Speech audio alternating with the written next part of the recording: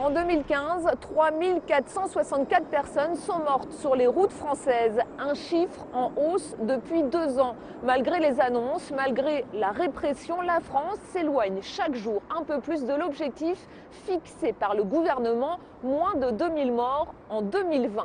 Drame humain, familles brisées, blessures irréversibles, les routes françaises continuent de faire des ravages. La mortalité routière est-elle une fatalité ? Aurions-nous atteint un seuil incompressible? Itinéraire bis vous emmène en Alsace où la mortalité routière a atteint son niveau le plus bas l'an passé. Dans cette émission, je vous emmènerai à la rencontre de Anne et Sylvie. Il y a 3 ans, ces mamans ont perdu leur fille, fauchée par un chauffard. Elles nous raconteront leur vie d'après, difficile, et leur combat pour lutter contre la violence routière. Un autocollant S comme senior. Voici l'idée pour le moins originale lancée par Gilles, un habitant de la région parisienne, pour prévenir de la présence de personnes âgées au volant, des conducteurs vulnérables pour qui la voiture reste souvent le seul moyen de déplacement. Et enfin, une ville plus sûre, direction Strasbourg. Entre amendes minorées pour les cyclistes, sensibilisation des plus jeunes et responsabilisation des piétons, je vous emmènerai dans une ville où les usagers de la route apprennent à cohabiter ensemble et où en 2015, aucun piéton n'est mort.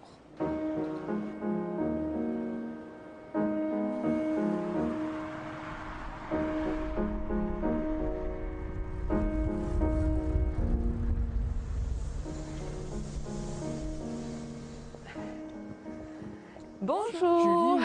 Bonjour Sylvie, bonjour Anne. Bonjour. Derrière les chiffres de la sécurité routière des destins brisés, merci d'avoir accepté de témoigner. Vous avez perdu vos filles dans un accident de la route il y a maintenant 3 ans et aujourd'hui c'est important pour vous de raconter. Oui, c'est important pour nous, c'est un devoir de mémoire. C'est important parce qu'il faut absolument pas que cet accident devienne un banal fait divers. Et puis le raconter, c'est peut-être espérer que ce genre d'accident n'arrive pas à d'autres familles. Lors de l'accident, vos filles avaient 14 et 15 ans. Vous vous êtes très rapidement engagés dans des actions de prévention routière, notamment aux côtés des jeunes. Pour comprendre, on a passé un peu de temps avec vous. On regarde. Voilà, et bon, Audrey. Et tu sais, une fois que j'ai fait ça, c'est le Longchamp là, à 250 €.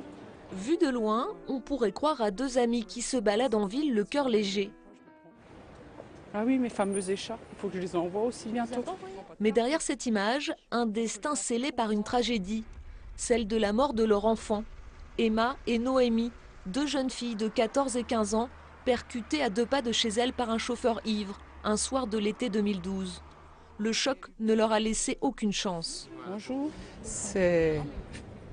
Faut avoir envie de se lever le matin.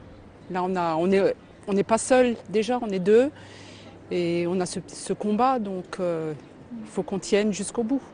Mais ouais, elle voulait une fois que je la photographie avec toutes ses coupes. Une des dernières, quand Emma était... Aujourd'hui, Anne et Sylvie partagent leurs souvenirs. Les photos du passé, les dessins des amis. 2 classeurs pour ne pas oublier qu'elles ont présenté au procès à l'homme responsable de l'accident. Ça fait du bien de pouvoir s'exprimer, de le regarder dans les yeux et de dire voilà, on est des mamans, voilà ce que vous nous avez pris.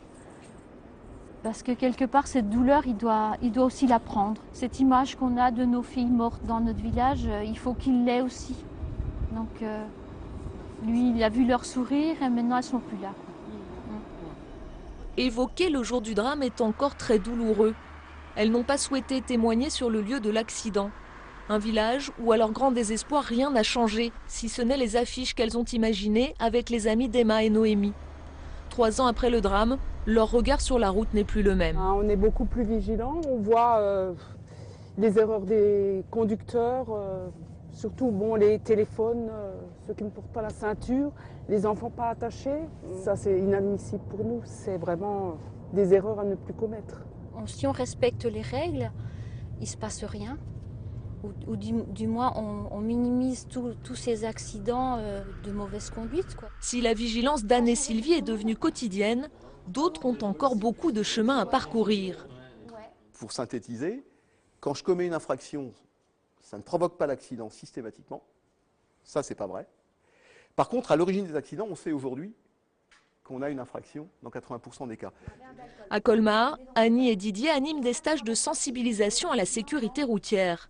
Excès de vitesse, conduite sous stupéfiants ou sous alcool. Dans la salle, 11 hommes et 2 femmes, présents pour récupérer des points ou contraints par la justice en alternative à une sanction. Des contrevenants de tout âge, souvent dans le déni. La liberté, elle est où maintenant? Ah, il y en a Il n'y a pas de liberté, il n'y a plus rien. J'ai coutume de dire que le plus mauvais endroit pour s'adresser à un conducteur, c'est lorsqu'il est au volant de son véhicule. Donc là, ça permet de prendre de la distance, de réfléchir à ses pratiques et puis évidemment de mettre un petit peu de pédagogie, le pourquoi de nos pratiques, le pourquoi de la règle, essayer de faire concorder tout ça et puis essayer de trouver des leviers qui leur permettent de ne plus s'exposer à l'infraction et puis évidemment moins au risque en général. À 24 ans, Adrien en est déjà à son 3e stage.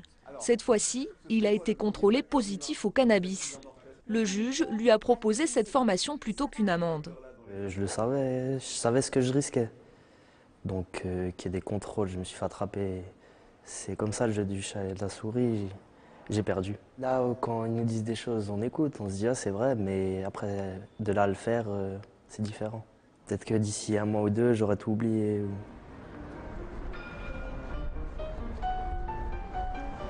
Fin de journée à Mulhouse et un moment important pour Anne et Sylvie, une intervention à l'IUT.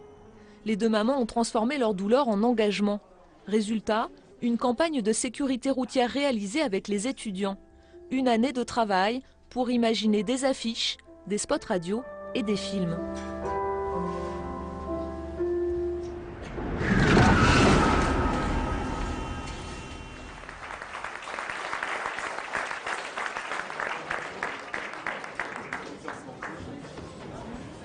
Ensemble, nous avons réussi à donner un sens à ce qui n'en a pas.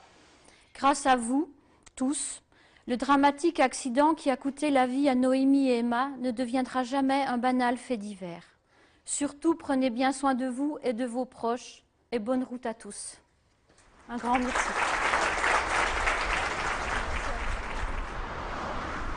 À ce jour, l'alcool présent dans 30% des accidents reste la première cause de mortalité routière. On se retrouve avec Anne et Didier dans la bibliothèque de l'IUT de Mulhouse. Anne, le conducteur qui avait mortellement percuté Emma et Noémie a été condamné à 5 ans de prison ferme. Comment vous avez accueilli ce verdict?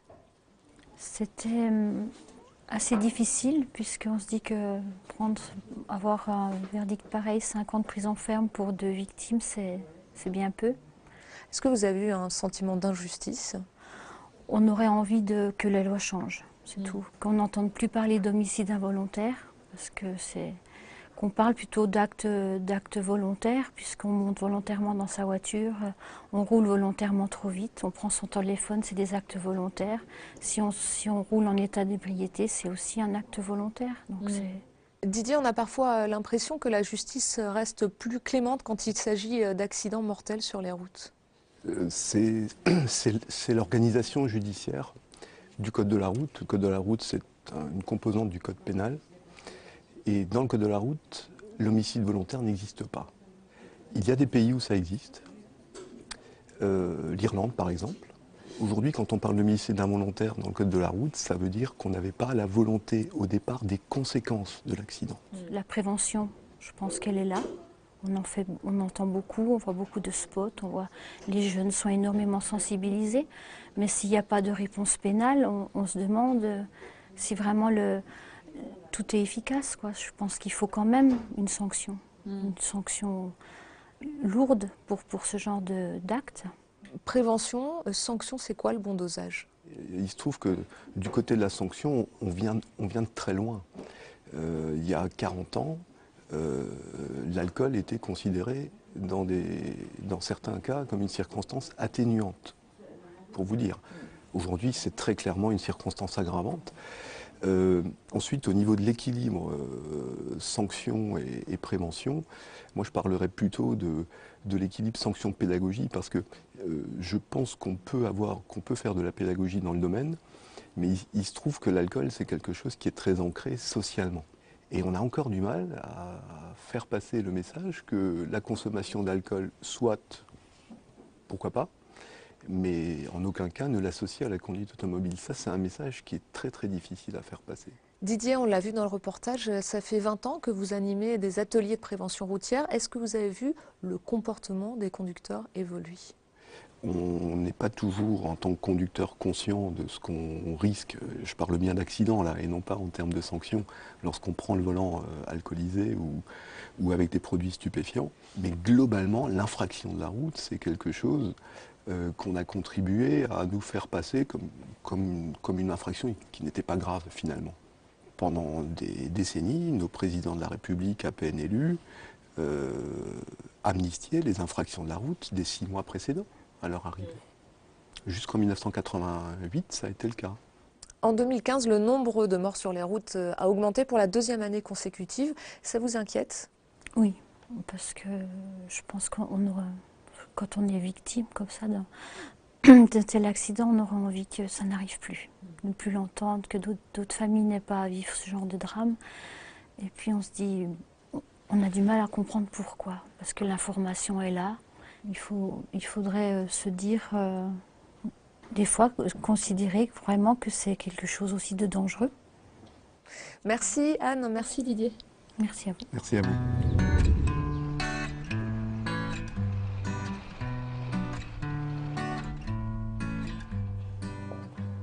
Des voitures de tout âge. Je suis à la Cité de l'Automobile de Mulhouse, une collection unique, mais des véhicules qui ont depuis longtemps quitté les routes. Avec l'allongement de la durée de vie, les seniors sont de plus en plus nombreux à se déplacer.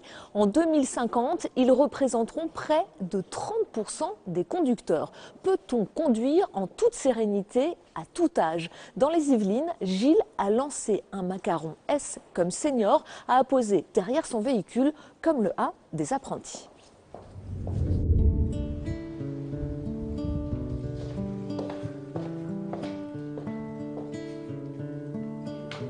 À 74 ans, François vit une retraite bien tranquille.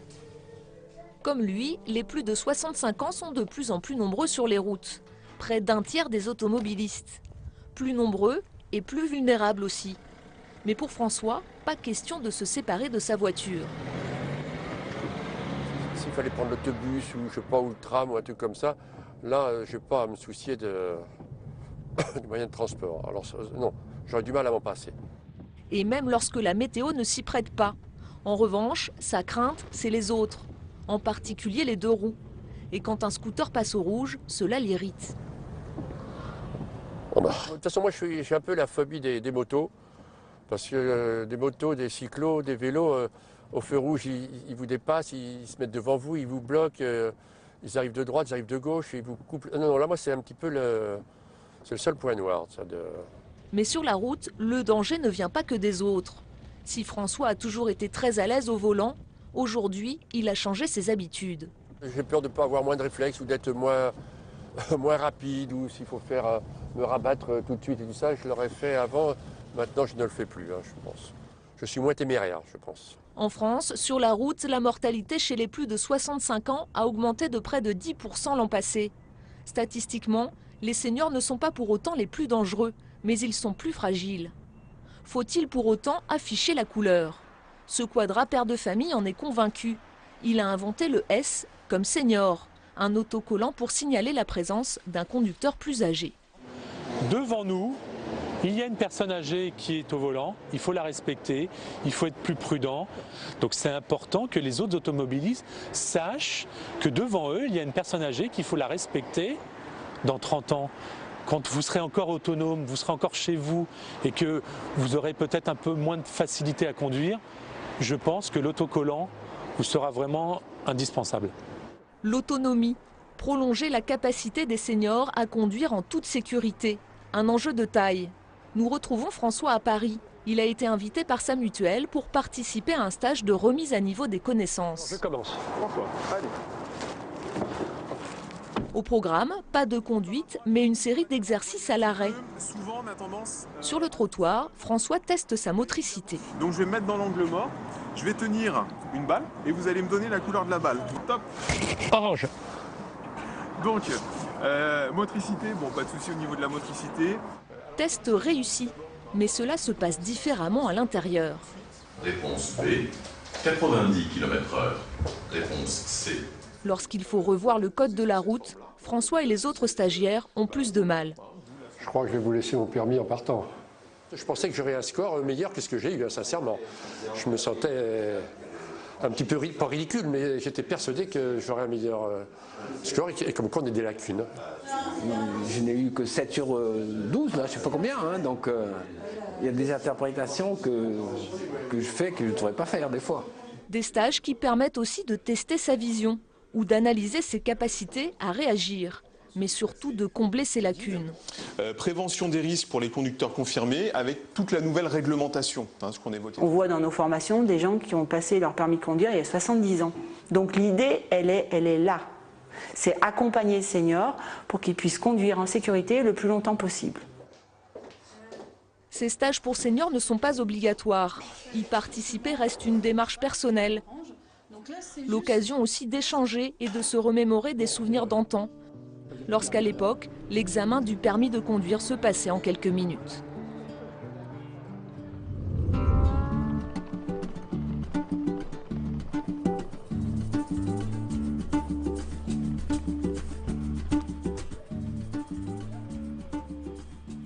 On se retrouve avec Michel Rich, bonjour. Bonjour. Vous êtes directeur des comités de la prévention routière du Haut-Rhin et du Bas-Rhin depuis 4 ans. Quels sont les résultats en termes de sécurité routière dans la région ? Alors au niveau de la mortalité, les résultats sont favorables en Alsace parce que contrairement aux statistiques générales des autres départements en France, on a beaucoup moins de morts sur les routes cette année que lors de l'année précédente.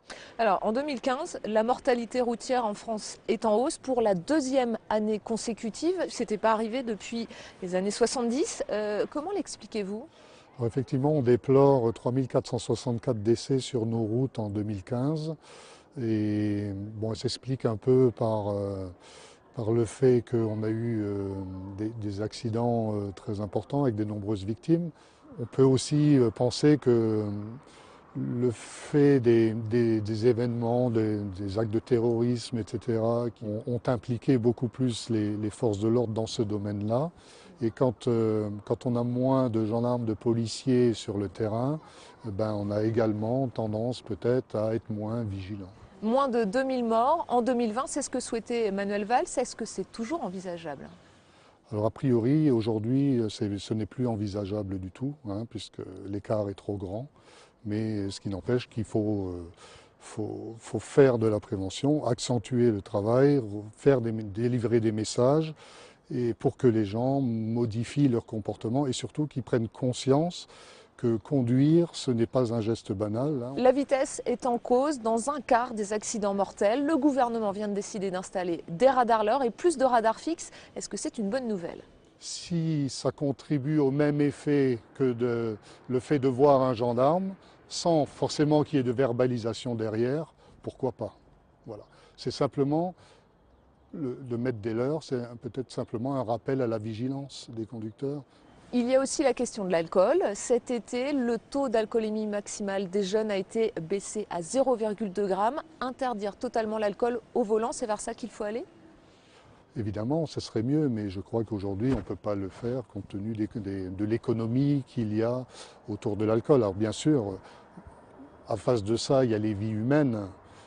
Je pense qu'on va y arriver petit à petit. On était à 0,8, on est descendu à 0,5, maintenant à 0,2. Peut-être que dans quelques années, quand la population sera plus à même de l'accepter, on arrivera à 0. En Allemagne, ils ont le même projet également, c'est d'arriver à un taux 0. On vient de le voir dans le reportage, une association de la région parisienne propose d'apposer un S sur les voitures des seniors. Est-ce que c'est une bonne idée ? Sur la route, il y a différents usagers de la route. Il y a des tout jeunes, des jeunes et des plus anciens. Et on n'est pas tous égaux dans la manière de conduire et dans les réflexes. Si ça devait être instauré, je pense que ça pourrait ne pas être imposé à tout le monde et que les seniors qui le souhaiteraient pourraient l'apposer d'eux-mêmes. Voilà. Merci Michel Rich. Quand on parle accident, on pense souvent vitesse excessive, autoroute, réseau secondaire. Pourtant, un tiers des accidents mortels ont lieu en ville, à basse vitesse. Des agglomérations où les plus fragiles, cyclistes et piétons, côtoient les voitures. En 2015, à Strasbourg, aucun piéton n'est mort. Un défi quotidien dans une ville où tous les usagers de la route sont responsabilisés et pas seulement les automobilistes.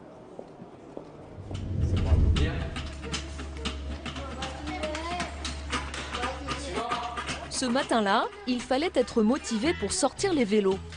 Au programme, pluie, froid et apprentissage du code de la route. Allez, c'est parti, on va vous mettre sur la piste. Donc, interdiction de faire vitesse excessive, l'un derrière l'autre. On ne dépasse pas, j'ai dit. Feu rouge, priorité, rond-point, tout y passe pour responsabiliser les plus fragiles. Sur cette piste de sécurité routière, adaptée, les plus jeunes apprennent que la route n'est pas un terrain de jeu. Il faut aussi qu'ils comprennent que s'ils font une erreur avec un panneau, malheureusement, il peut y avoir un accident. Ils pensent en fait ils sont là pour s'amuser, donc là, on est aussi là pour les recadrer. Et sur la chaussée, sur la route, sur la chaussée, il y a une... C'est pas évident. Piste cyclable, c'est facile, mais sur la chaussée, ça va s'appeler une bande cyclable. Donc là, tu cliques sur comment? C'est le test. À Strasbourg, 2 centres d'éducation routière comme celui-ci forment ces jeunes. Des droits, mais aussi des devoirs. Chaque année, 20 000 élèves de primaire passent le permis cycliste junior. Un véritable examen. Je suis dans ma voie pour aller à gauche, donc je vais à... Je n'ai pas droit d'aller tout. Ni à... Très bien. En 2015, à Strasbourg, aucun piéton n'est mort. Et pourtant, ici, plus qu'ailleurs, voitures, vélos et piétons partagent le même espace. Une cohabitation pacifiée si tout le monde respecte les règles, à commencer par les passants. Sur ce carrefour très fréquenté, traverser au rouge peut s'avérer dangereux. Alors voici le décompteur de feu. Une première en France, ou comment inciter les piétons indisciplinés à patienter. Effectivement, les voitures, c'est elles qui sont plus dangereuses et qui peuvent mettre en péril la vie d'autrui et donc ils doivent faire attention. Mais il y a bien sûr aussi les piétons qui parfois traversent pas forcément dans les clous comme on dit. Ça peut être grave parfois et parfois pas, mais on essaie en tout cas sur ces aménagements-là d'apporter une facilité pour encourager les comportements qui soient respectueux des autres usagers de la route. Depuis 2013, la ville a dépensé près de 3 millions d'euros pour faire cohabiter tous les usagers. Des rues rétrécies, ce sont des trottoirs plus larges pour les piétons et des pistes pour les vélos. L'année dernière, cette borne a compté plus de 2 millions de passages. Dans cette ville laboratoire, on teste grandeur nature sans cesse de nouvelles solutions et des sanctions, comme l'amende minorée pour les cyclistes qui passent au rouge, 45 € contre 90 habituellement, et des forces de l'ordre qui n'hésitent plus à verbaliser. Donc on a mis en place avec le procureur à l'époque cette amende minorée. Alors on est passé rapidement de 400 à 1000, 1200 amendes par an et ça a entraîné dans les 2 années qui ont suivi une diminution de l'accidentologie cycliste. Fabien Masson quitte rarement son guidon. Si la ville compte désormais 560 km de pistes, les vélos ne sont pas toujours à l'abri du danger. On a ici un cas concret d'une bande cyclable où le cycliste a toute sa place puisque la bande cyclable fait 1m10 à cet endroit, donc est largement assez grande. Par contre, si on a des comportements comme cette camionnette ou encore la voiture qui est juste devant, qui est stationnée à cet endroit, le cycliste n'est plus en sécurité, tout simplement. L'an passé, sur cette avenue, un cycliste est mort en évitant une voiture mal garée. Un camion l'a percuté. Dans la capitale alsacienne, les comportements de la route sont scrutés et analysés en permanence.